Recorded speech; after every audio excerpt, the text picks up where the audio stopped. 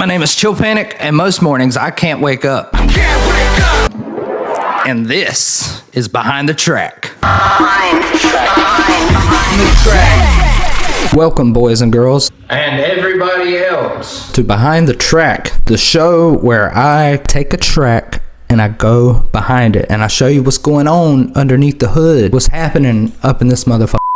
When Luci first brought this idea to me, I had two reactions. One, I was like, oh shit, that's like a great idea. The other reaction was, can I really produce any more? Imposter. Because this is such an iconic song, I did not want to it up. And after If It Means a Lot to You and All Around Me, those turned out so well. I had a bit of a success barrier with this one. I'm actually pretty proud of how it turned out. But first, let's go over the piano, which is probably the most iconic part. So basically, I just looked up a YouTube tutorial about how to actually play that song on piano. I just kind of converted it into MIDI. And if you're curious to what plugin I use for that, it's Hybrid Keys, the Contact library, which is completely free, by the way. Hybrid Keys, completely free library. Really good to be free, especially if you put some Valhalla shimmer on it. And that British clean preset from Camel Crusher. Oh my God. And then we have these strings right here.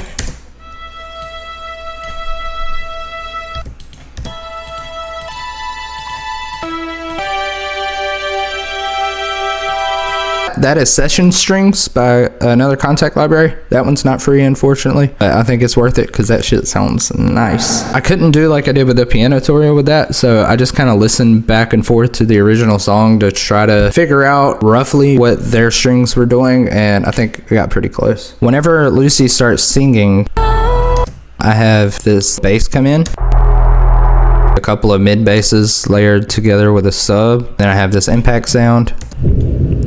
It gives it a really nice whoosh. And one thing that's really cool, you know in the original when she's like open doors, and then it's like da-da-da-da-da-da-da. And this one, I mimicked that with a synth. Really detuned saws to give it like this trancey vibe, like old school Seven Lions. Then when the verse starts to kick in a little bit, mid-tempo sounding basses come in.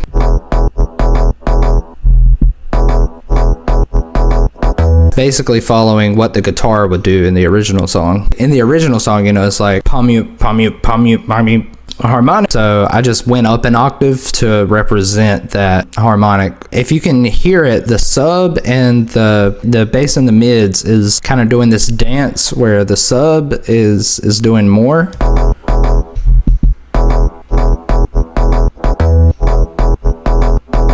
I don't know why, it sounded cool. And then I've got this break loop right here that I stretched out a fuck ton to make it really like slow.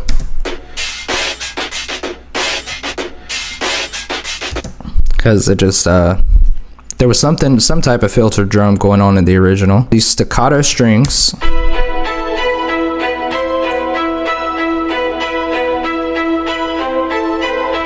Just to really make it dramatic, and got these synth chords.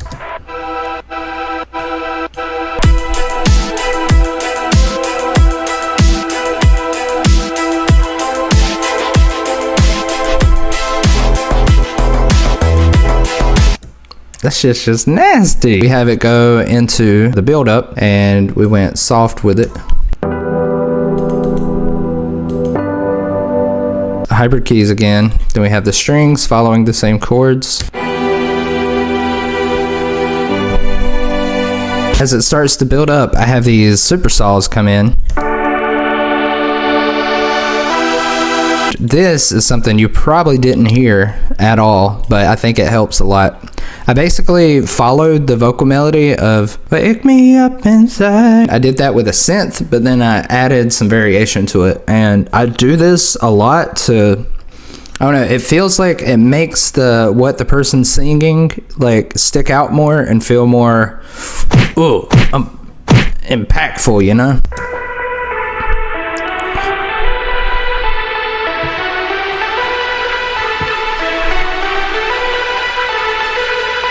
I have this little plucky bass coming in,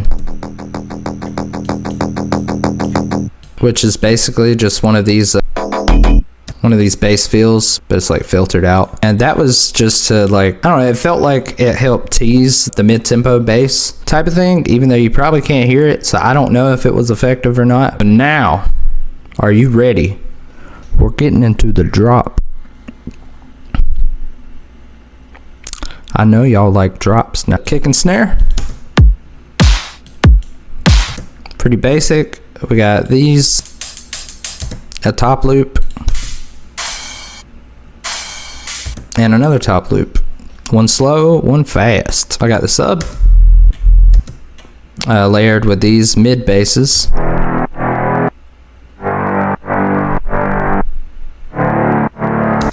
And then I've got this chord stack.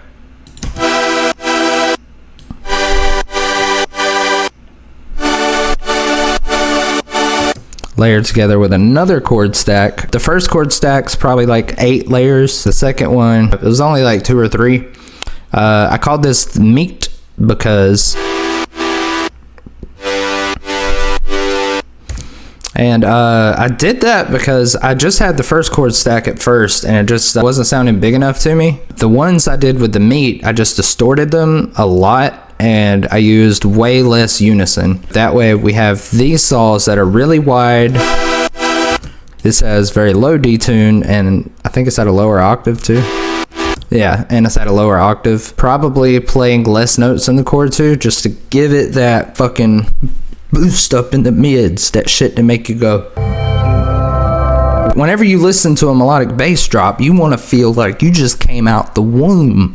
You want to feel like you're swimming through a field of flowers. You want to feel like everything's okay. And we need power for that because sometimes we're anxious people and it's difficult to feel okay. So to really make you feel okay, we got to punch you a little bit. We got to give you a little bit of punching to go along with the pretty. Pretty without the punch ain't as pretty as it can be. Basically, those are all Serum. I can show you a little bit. For a lot of my melodic bass stuff, I have a preset pack I made called 7 Tigers, which you can get on my Patreon, by the way. It's waiting for you. Go get it. Go get it and come back. Go get it before you forget. And you come back. I'm waiting for you. So I have this one. You can see it's not very complicated. I have all these presets ready for me, so when I'm making a drop, I can just load some in. I have this one. I use those. For the mid basses, I use this thing by Zan Griffin. He did this course with Doll Nation, and the presets in that thing are, oh my god, they're so good. Especially the mid basses. Like I put this one on everything. It's just so full and so thick. The sub is from my own pack again. It's just a fucking sine wave with a little bit of a saw. Just a little bit to give it a little bit of buzz. And it's the analog BD sine, and I just kind of fucked with the wavetable position until I found, you know, where it sounds the best. The subs are weird. You really got to find the right phase. I don't know, subs are just weird and difficult sometimes. Then I have a couple layers of Harmor. It's just like really detuned all the way up. A lot of times with Supersaws, I have like the same like 5 presets that I'll use for the chords. Oh, hold on. And then also have, I don't have the preset on this computer, but Au5 did this tutorial where called the Supersaw Killer, which is fucking amazing, which is basically using the chaos function in Serum to create detuning by it modulating the pitch randomly, which was fucking, shout out to Au5. But a lot of the times with Supersaws, I've got like 4 or 5 presets that are my go-tos, and those are like the main part of the sound. Then I'll fill up like 3 or 4 more layers with just whatever I'm feeling at the time. Sometimes that's a piano drenched in reverb, sometimes it's strings, sometimes it's brass. I don't think it matters that much because you're pretty much good with those main things. But another thing is this noise layer right here. You know, You always got to have that noise layer for the top end. I'm sure you've heard that 1,000 fucking times by now if you like to do melodic bass. Oh yeah, and this is something I added last minute.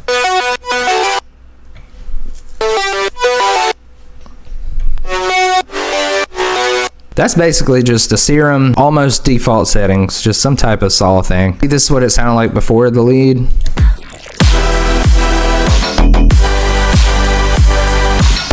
And then with it, it just made it gave it a little more euphoria, you know? It made it sound more complex and like melodies are happening here, bitch. It just helped a lot. I don't know. Can't expect me to know things. For the build up,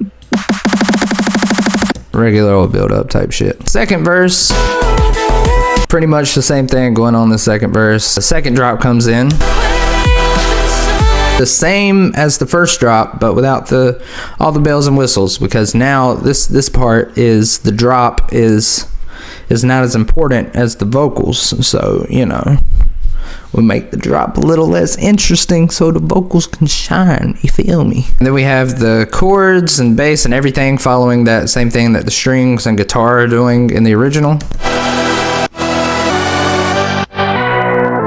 And then I low pass everything when she does the frozen time without your touch, without your. Do you hear how terrible this song would have been if I did both parts? But yeah, it's just because there's too much going on. The vocals weren't shining. It was just, you got these big ass saw stacks and mid basses without the drums to clean them up with the side chain now. So it's just like, the frequency spectrum is just like overwhelmed and people are trying to jump out of the building because it's on fire. There's so many fucking frequencies. Nobody can breathe. So I had to low pass it. But when it gets to the bridge, I have this little drum fill right here.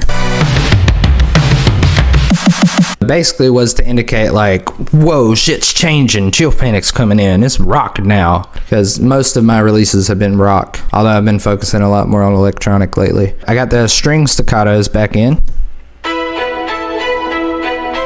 to keep that dramatic vibe, and I have this guitar.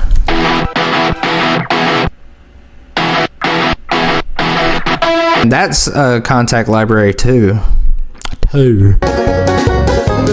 Hydra 8 by Impact Soundworks. It's rock bass, just following the guitar pretty much, minus the harmonics. I think I did go up an octave though. Yeah, so I have that going up an octave while the guitar is doing the harmonic. And that is Gen bass, which, that shit, if that was a person, dog, I'd be all over that. So then all together, it sounds like this.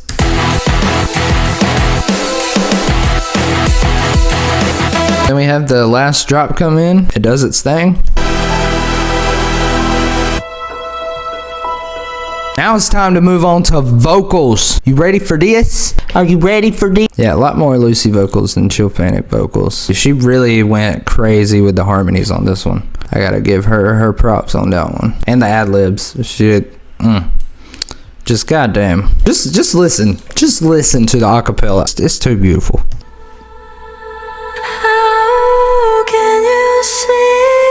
Into my eyes like open doors, leading you down into. There's a lot going on here. We've got the main vocal, which is just dry.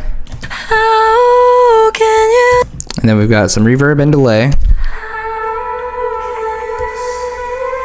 Then I've got these little effects that I usually put on all the vocals I work on, where it's like the reverse reverb thing. And just little things like that. And we've got a fake double, which is something I do with a lot of the vocals I work on.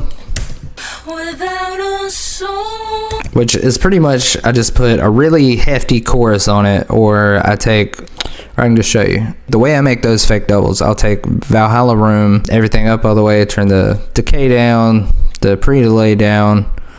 I'll turn the mod depth up, mod rate up, and then I'll use a stereo enhancer to make it mono, yeah, the opposite of enhancing the stereo.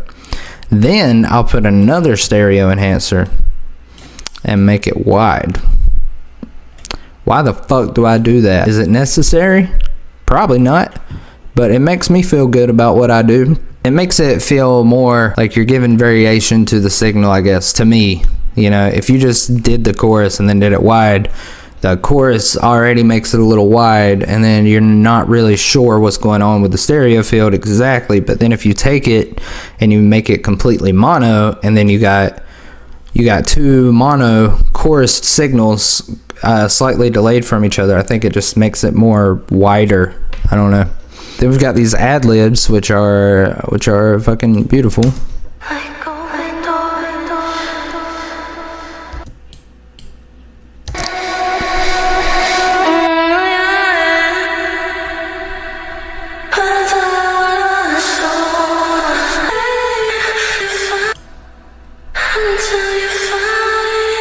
Some good ones right there. And these harmonies.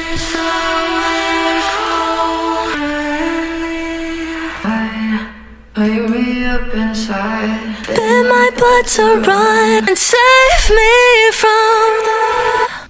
And that's just automated a reverb to go completely wet when the drop comes in. Just to really make it pow. Oh, and this is something really cool. In the drop,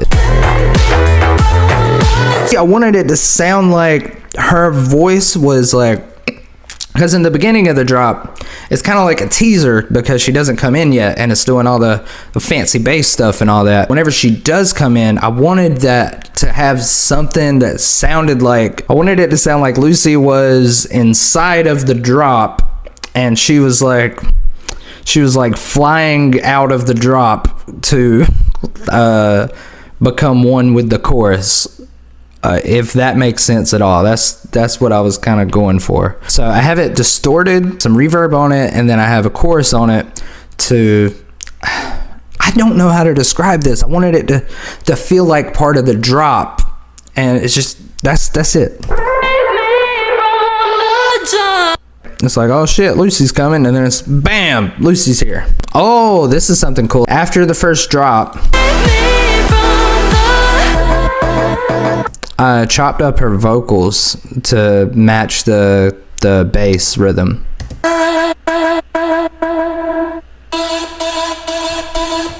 And then I have it go on throughout the second verse. It starts out with just the E, and then an F sharp builds on top of it, and then a G, and then an A and a B, I think, just to kind of go up the scale and like build the tension.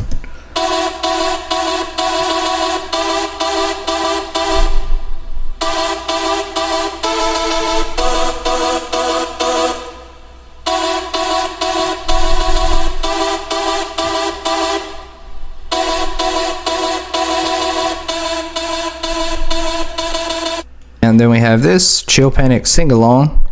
I called it that because I'm bad at naming stuff, but it's basically just when she was doing the like wake me up and save me and like layers for stuff like that. I can't wake up, save me. I can't wake up, save me. I can't believe I couldn't see. Don't wanna let me die here. Oh, that was one of my favorite things she added. But listen to it without it. And then with it. It just me doing the talking and her doing the melody. I don't know, it melds the worlds together really good. That was a really good addition. I think I have a picture pulled up right here, a vocal chain that I made specifically for her. I do that with a lot of people that I do mixing stuff with. It kind of gives me a template. I'll change these things every now and then, but it's basically EQ, high pass filter, 3 different compressors, a limiter that's hitting it pretty hard, and this preset by Smooth called Female Vocals Full Range, something like that. And I adjusted it a little bit, but pretty much just kept it how it came out of the box because it really works for her voice for some reason. Oh, and here's the outro vocals.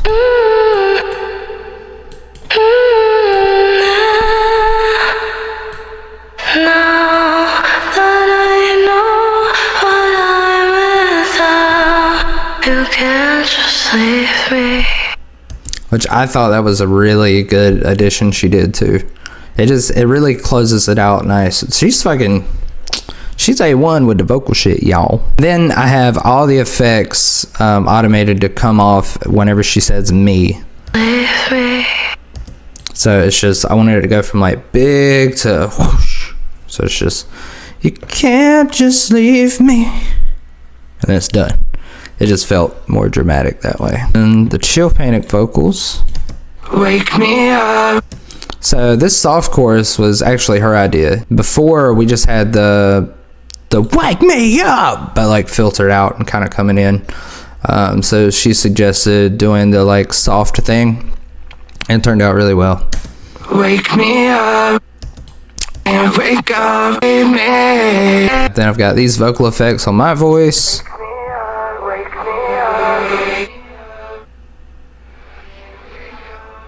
Which that's just the whole reverse reverb thing, which I'm sure you've heard about.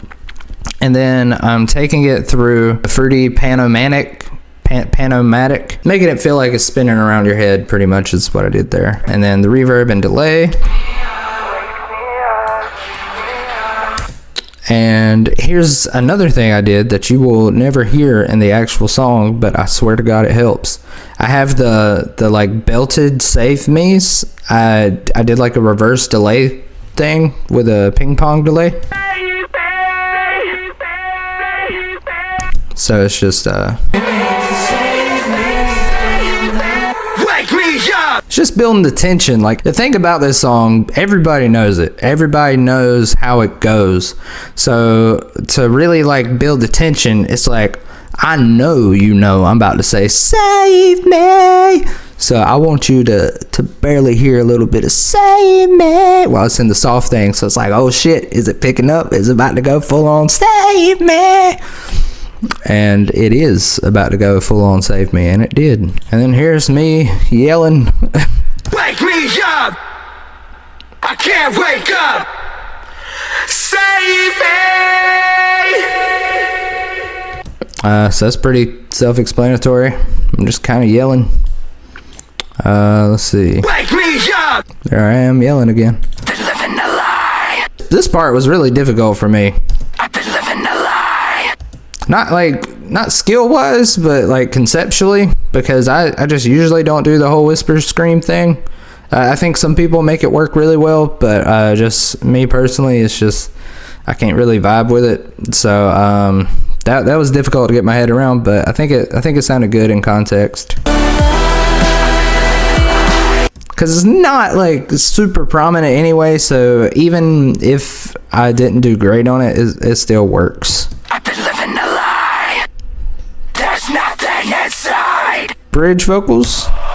All of this time, I can't believe I couldn't see. Kept in the dark, but you were there in front of me. Without thought, without a voice, without a soul. Don't let me die here. There's gotta be something. Oh, and don't let me die here. That was so hard to do, because I'm like, am I just supposed to fucking talk, or is it supposed to be like something dramatic? Because I'm saying don't let me die here, so it feels like it should be dramatic. So I'm like, but I'm not a fucking actor. So I did like 30 different takes of that probably, where it was just, I was like, don't let me die here. And then I did some where it's kind of a little exaggerated, like, don't let me die here. And I think that's actually what I ended up keeping, was one of those. Die here. I don't know. Let me die here. Don't let me die here. It's nothing more. Those are some just kind of regular old mid screams. If you want access to these stems, my presets, my sample packs, then join my fucking Patreon. My Patreon. Join my fucking Patreon. Please sign up, I'm broke as shit. Please sign up, $5 is a little bit. Join my fucking Patreon. My Patreon.